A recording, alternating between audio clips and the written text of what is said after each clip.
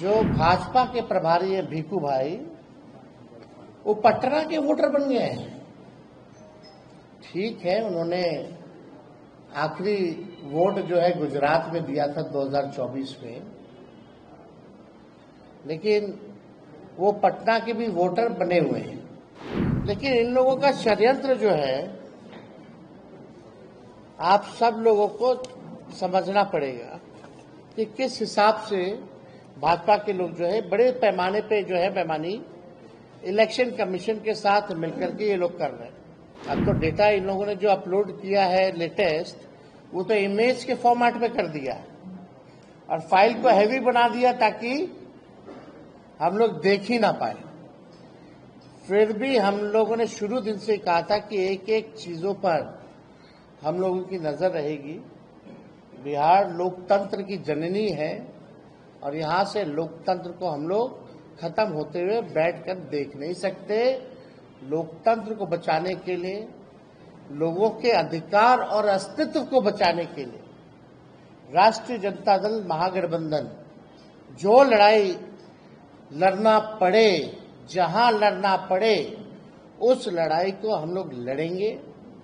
और किसी भी सूरत में जो बेईमानी करने के इरादे से इलेक्शन कमीशन या भाजपा के लोग यहां आए हैं, इनकी बेईमानी को हम लोग सहेंगे नहीं, बल्कि मुंहतोड़ जवाब देंगे। और एक और तरीका समझ जाइए, अब गुजरात के लोग बिहार के वोटर बन रहे हैं।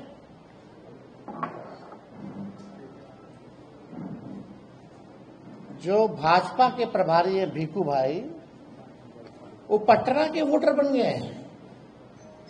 ठीक है, उन्होंने आखिरी वोट जो है गुजरात में दिया था 2024 में, लेकिन वो पटना के भी वोटर बने हुए हैं। नाम उन्होंने कटवा लिया गुजरात में,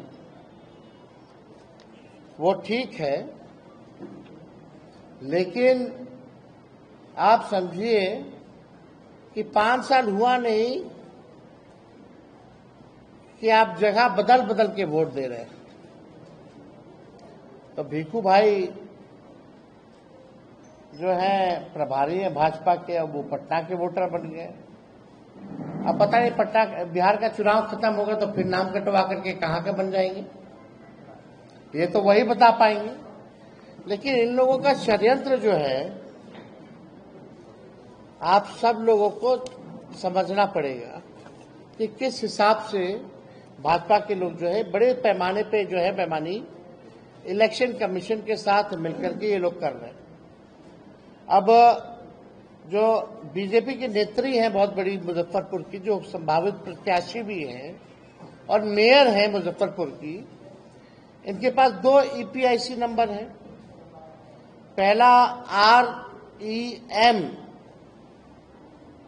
1251917।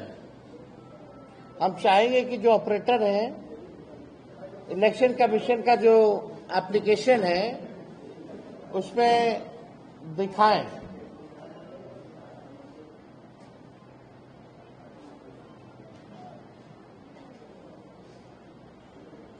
REM वाला पहले करना, उसके बाद GSP वाला करना।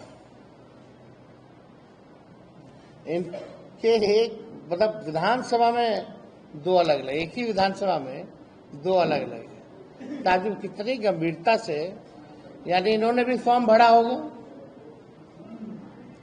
मेरा तो सवाल ये है ना कि इन्होंने भी फॉर्म भरा होगा, साइन किया होगा,